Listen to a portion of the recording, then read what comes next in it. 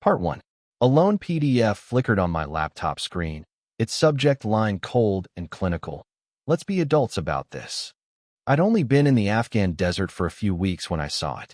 13 years of shared mornings, late-night talks, home ownership, boiled down to a single email. My name is Mark, 42, Staff Sergeant in the 82nd Airborne. 4 months into my tour in Kandahar, and Lisa decided she'd had enough. Sand stung my eyes as I opened that message for the second time. No preamble, just 3 terse sentences. She'd already filed the divorce paperwork, drained our joint checking account, and moved Matt, her new boyfriend, into our house back home in Spokane. Plain words that shattered everything I thought I knew. I closed my laptop, stood under the communal stall shower head, and let the lukewarm water wash over me. The steam blurred my reflection, someone I barely recognized. Dressed in my uniform, I didn't say a word during the convoy back to base. That night, when I slipped into my bunk, Wilson, my roommate, caught the way I stared at the ceiling. "You good, man?" he asked, book in hand. I exhaled slowly. "Just stuff back home." He shrugged and returned to his chapter. "In the military, we let it go." I traced the cracks in the plywood ceiling when I think about the months before my deployment. Subtle shifts that whispered trouble. Lisa stopped asking how my day went on those rare breaks I got. She picked up extra hours at the dental office where she'd once been a school nurse hopeful. 3 gym sessions a week, yet she never broke a sweat. Brand new outfits, new friends I'd never met, phone passwords she'd change on a whim. I didn't tail her or pry into her messages. That's not me. But I wasn't blind, either.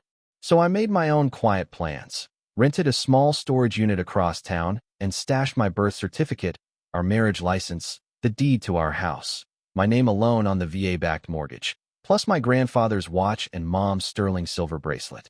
I opened a separate bank account, too, diverting a slice of my pay before Lisa saw us since small moves, barely enough for her to notice, but enough so I wouldn't be bankrupt if this all blew up.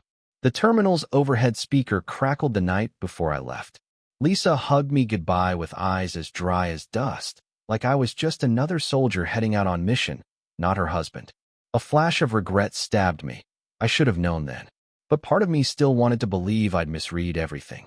What she didn't know was that I never started fights lightly, but I always finished them. I met Lisa at Andy's annual 4th of July barbecue in 2010, home between tours. She'd just graduated nursing school but chose admin work at a dentist's office. "Less stress," she said, her laugh bright as fireworks overhead. 8 months later, we said I do. She used to beam with pride when I talked about my service, though her family tree boasted bankers and pharmacists, not paratroopers. "When will you get a real job?" she'd tease, unaware that, after 15 years, the Army was more career than contract. By 2014, we bought our little 3-bedroom home in Spokane. Nothing flashy, just enough yard to grill on Saturdays, quiet streets for evening strolls. The VA loan sat under my name, but I added Lisa to the deed because that's what married folks do, share everything. Then life got real. My dad dropped dead shoveling snow that winter. A year later, Mom lost her battle with lung cancer. Never smoked a day in her life. They left us enough to clear our student loans and pad our savings. I thought those tragedies would bring us closer. Instead, something in her shifted. I deployed 4 more times. Iraq twice, Afghanistan twice. Each homecoming, Lisa seemed a little further away, like I was the old role she'd outgrown. She confessed once she was tired of feeling lonely. And I understood, just not enough to quit the only life I ever felt made sense. In 2019, the red flags went up again. She bristled when I called during her girls' nights. She compared us to Sarah, who ditched her husband and was living her best life. Late nights at work, weekends away with a crowd I'd never met, gym memberships that gathered dust. I suggested counseling.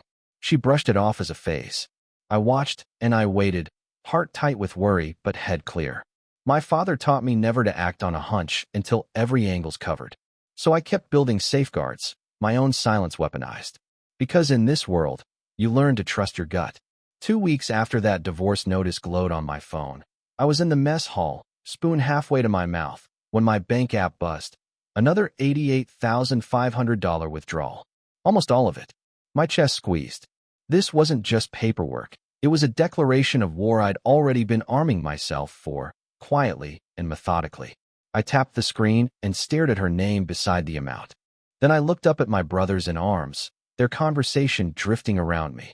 In that moment, I realized Lisa may have thought she'd won, but she was about to learn how I finish fights. Part 2. My fork hovered above the half-eaten eggs as I unlocked the banking app. The numbers glared back. Our joint checking, just $15.20. Our rainy day fund, once a rock-solid $52,300, had evaporated. Every penny siphoned into an account under a name I'd never seen before. Corporal Reyes, sitting across from me in the chow hall, caught the edge of my stare. Rough morning. I shut the app and mustered a shrug. Just bank glitches. That night, I slipped into the base's secure phone booth and called our credit union's fraud line. Their quiet admissions confirmed my worst fears. Lisa had been draining our savings for weeks, tiny withdrawals at first, then massive $10,000 plus transfers beginning the day I deployed. I hung up, hands trembling against the plastic receiver, and drifted down the fluorescent corridor. Around me, teammates joked over calls to kids and spouses. Their laughter echoed, sharp as shrapnel, while my life was dismantling brick by brick. Sergeant Carter cornered me by the lockers the next morning. Heard you looked rough at mess. Everything okay, boss? I paused, tracing the buzz-cut soldiers filing past. My wife, she's moved on. Took every cent. And, well, she handed me divorce papers last week. He didn't offer some hollow sympathy. He just nodded and said, let me know if you need help. My second wind of insomnia hit at 0300. I booted up my old laptop and punched in the IP for our home security cameras, something Lisa must have forgotten I could access. The grainy night vision feed showed a red pickup truck with a scratched bumper and a faded Mountaineers sticker parked crooked in our driveway. A stranger's shadow wandered past the porch light. I recognized my stainless steel travel mug in his hand. He wore my worn Seattle Mariners cap. Then I saw Lisa, laughing as the stranger opened our front door. The kitchen I tiled with my own hands glowed behind them. An icy calm settled over me. Not rage, not grief, just clear, surgical focus. I closed the laptop and tapped out an emergency checklist on my phone. Call Andy, my old roommate turned attorney. Review VA-backed mortgage papers. Put in an emergency leave request. Pull our refinance documents. That offhand comment Lisa made last summer. Change passwords on my military retirement portal. I wasn't upset anymore. I was methodical, planning each step like a recon mission. At 0430, before the barracks woke, I sent Andy an encrypted message. Subject, urgent counsel needed, discreet. An hour later, his secure reply popped up. Call me on SIP. Only. After that call, I knew my orders. No confrontations. No shouting matches.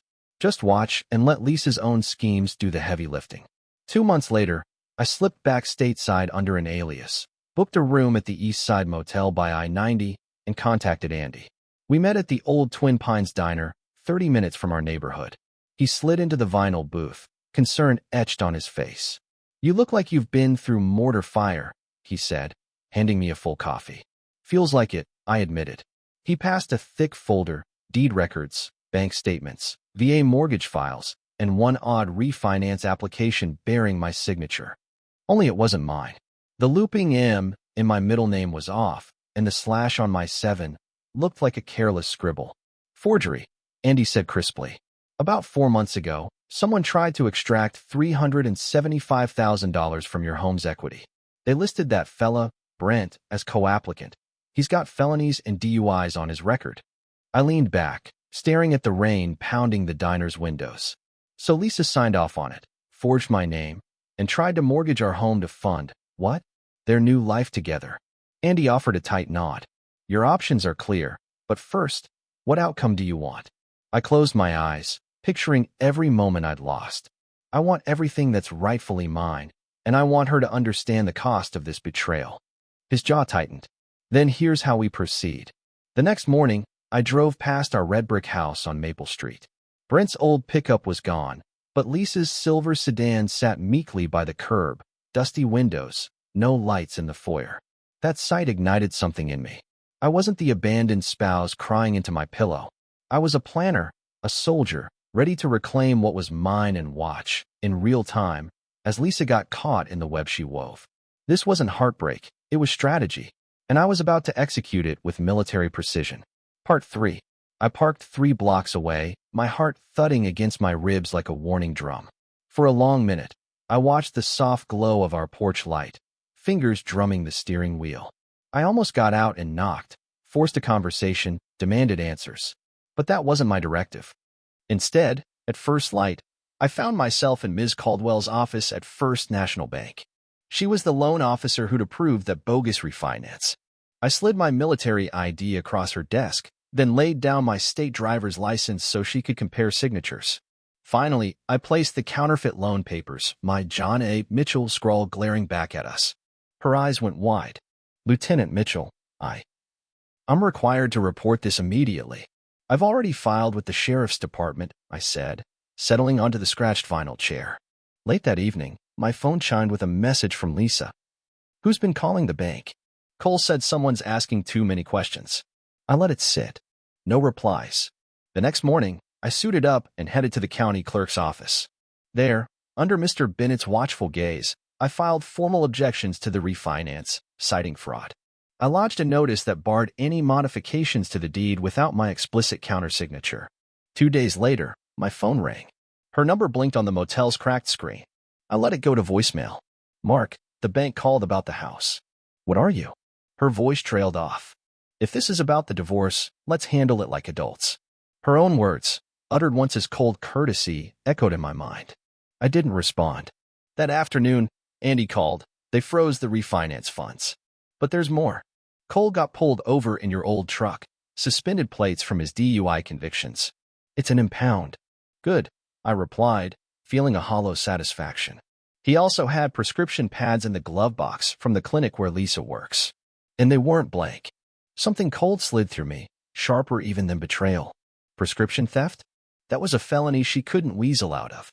By dawn, I was back at the bank, this time with Detective Harper, the fraud investigator. He was a lean man with watchful, lined eyes and a stain on his shirt cuff. "Spouses exploiting deployment perks," he said, spreading case files on his desk. "You're not the first." "What's the status?" I asked, voice low. "We've halted all funds," he replied, but about half got funneled out, around $18,200. My palms went slick. "Where did it go?" He hesitated. "I can't share specifics," but he swiveled his monitor. Columns of transactions scrolled down, multiple wires to Daniel Mercer, not Cole Martin. "Daniel Mercer?" I leaned closer. "Never heard of him." "That's your next lead. Lawyering up will help subpoena records." I called Andy as soon as I left. Mercer, he discovered, was a real estate broker specializing in distressed, quick-turn sales. "Looks like Lisa was prepping to list her home," he said. The blow knocked the air out of my lungs. "So those deposits were earnest money?" "Seems so. And Mercer's linked to Cole. 3 deals in the last year."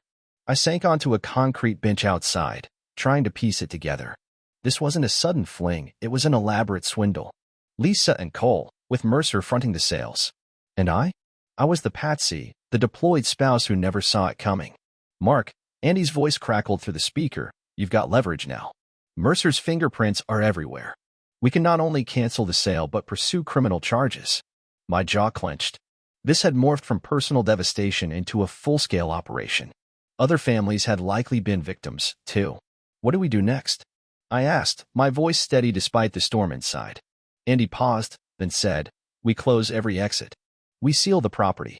And we make sure Mercer, Cole, and Lisa feel the full weight of what they tried to pull."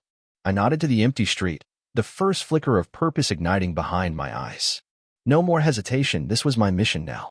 Part 4. I cracked open a cold beer in my motel room, the label sticking to my palm as I scanned my phone screen. I'd already reached out to the FBI's Financial Crimes Unit. Agent Nguyen confirmed this tangled web crossed state lines, involved VA loans and deployed service members. They were on it. That night, I stared at the ceiling, wondering if Lisa had plotted this betrayal from day one or if she'd been swept up in Brandon's hustle. Did it even matter anymore? My phone buzzed. "Mark, please call me. The bank says fraud, and Brandon's been arrested in your truck. I don't get what's happening." I typed back. "Who's Eric Stone?" 3 dots blinked. Then, "Who?" I hit her next message before it sent and wrote instead. $19, $750 gone. Multiple wires. House listing filed. Explain. 10 minutes passed. Then, it's not what you think. I powered off my phone and tossed it on the nightstand. At sunrise, Lucas called. The Bureau wants you in their Spoken Field office. They've been tracking Brandon Cole and Eric Stone for months. You might be the breakthrough witness. For the first time since that email, I felt a lightness, not joy, but relief that the truth would surface. Agent Nguyen's office was austere, white walls lined with case files. Agent Carter sat opposite me, their badges glinting. They recorded my testimony as I laid out every document Lucas and I had gathered. Forged refinance papers, bank statements, impound reports, stolen prescription pads. Your case shows coordination, Agent Nguyen explained. It elevates this to organized fraud, a conspiracy. I swallowed. And Lisa? Nguyen exchanged a look with Carter. We're still determining her role, Carter said. Did she ever mention money troubles or pressure to downsize? I thought back. About 6 months ago, she complained about being house poor and hinted we should move to something smaller. Mortgage was affordable on my paycheck. I never saw the urgency. Nguyen jotted notes. And that coincides with when she met Cole and approved the refinance? I nodded. She forged my signature while I was halfway around the globe.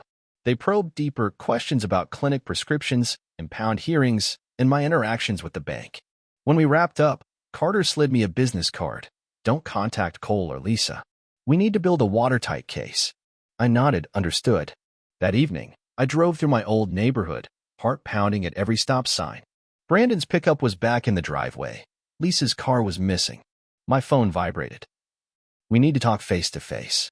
Meet me at Maple Grove Park at noon. Next morning, over breakfast at a Greasy Spoon with Lucas, I showed him her text. Don't go, he warned, pushing his coffee away. She's setting a trap. I won't, I promised. But I want to know what she's really doing today while she thinks I'm on the way. At 9:30 a.m., I parked 2 blocks from our house, engine off. At 9:50, Lisa slipped out, hair tied back, and drove off toward the park. Now, Lucas murmured. Now, I said. 20 minutes later, a sleek black car rolled up, its door emblazoned with Stone and Associates Real Estate. Eric Stone stepped out and embraced Brandon Cole by the front walkway. They chatted briefly, then disappeared inside. Follow? Lucas asked. No, I shook my head. I installed Cloud, linked cameras last summer, inside and out. Lucas grinned. You're full of surprises. I pulled out my phone and opened the security app. The live feed showed them pacing through my living room, Stone snapping photos of the hardwood floors, Cole pointing at the fireplace mantel I'd built. I cranked the volume. Stone, I need this listed by week's end. I've got a cash buyer waiting.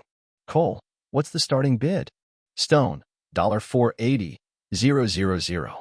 They'll likely offer $440,000. Everybody wins.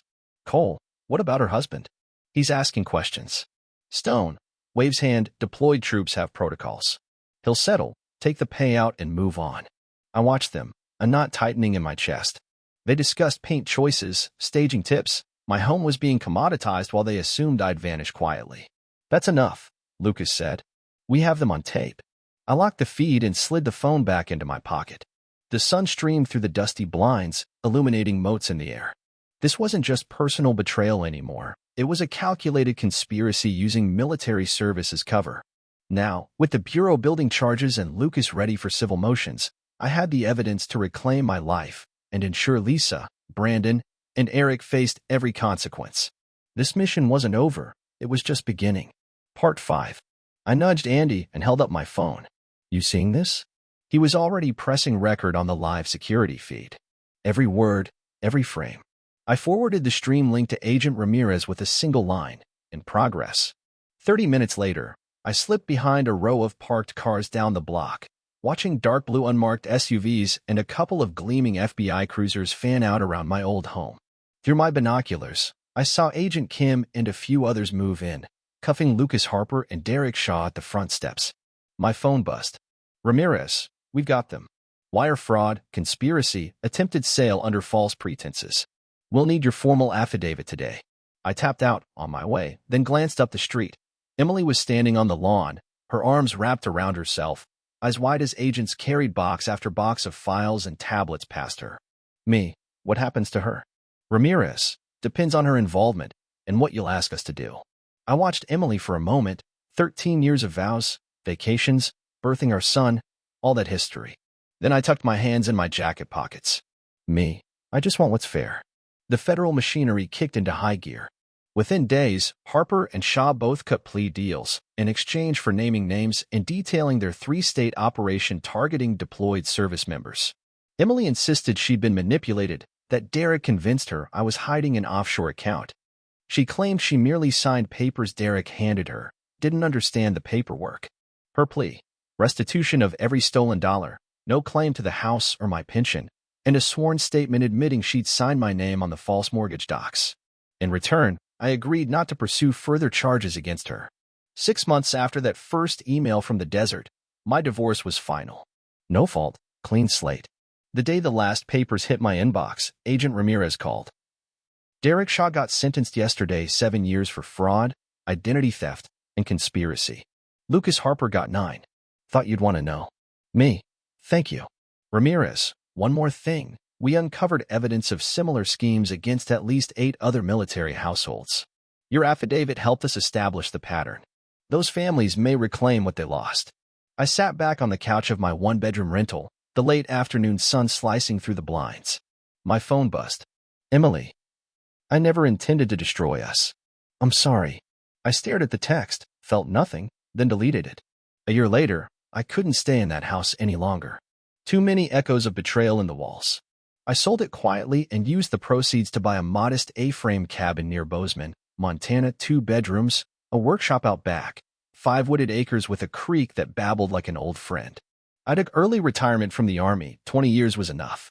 I named my new companion Ranger, a rambunctious border collie mix I found at the local shelter. I started building custom furniture for neighbors and friends, tables, bookshelves, Adirondack chairs. Not enough for yachts, but enough to keep my hands busy and my mind focused. My pension covered the rest. On slow evenings, I'd sit on the porch, Ranger at my feet, and watch the sun melt into the pines. Sometimes, I thought about Emily, heard through mutual friends she'd moved back to her hometown in Oregon, working as an office manager at a veterinary clinic. I suspected she was rebuilding her life, too. I didn't hate her anymore. I barely felt anything. She made her choices, I made mine. One crisp autumn afternoon, I got a letter postmarked Fort Worth, Texas. Inside was a note from a woman named Lieutenant Parker. Her husband, aboard the USS Independence, had been the target of the same Harper Show racket while deployed. I don't know you, but because of your case, we got our home back. We were ready to walk away, but you stopped them. Thank you. I reread it twice, then pinned it to the rustic fridge in my cabin. On days when the wind rattled the windows or old memories stirred like ghosts, I'd glance at that letter and remember that sometimes, out of wreckage, something good can emerge. Last I heard, Shaw and Harper were serving their terms. The FBI's case file was one of the agency's top fraud busts of the year. As for me, I was just a guy with a saw and some sandpaper, building a life no one could steal, no one could forge, and no one could betray. A life that was, at last, all mine. The end.